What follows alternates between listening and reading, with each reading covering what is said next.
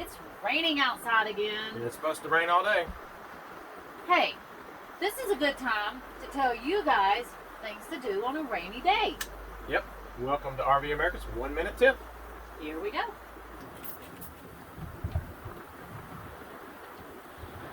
Rainy days are great days to catch up on your cleaning. Always a lot of that to do.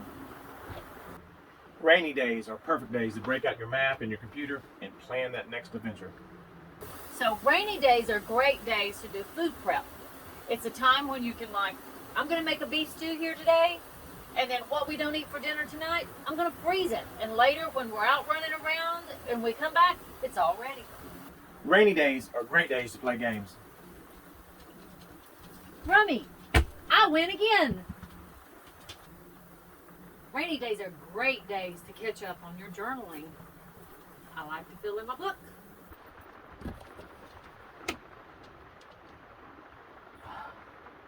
Rainy days are great days to try to take a nap.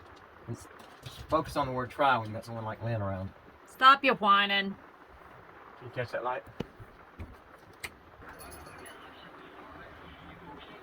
Rainy days, great time to watch a movie. We hope these tips will help you out on your next rainy day in your RV.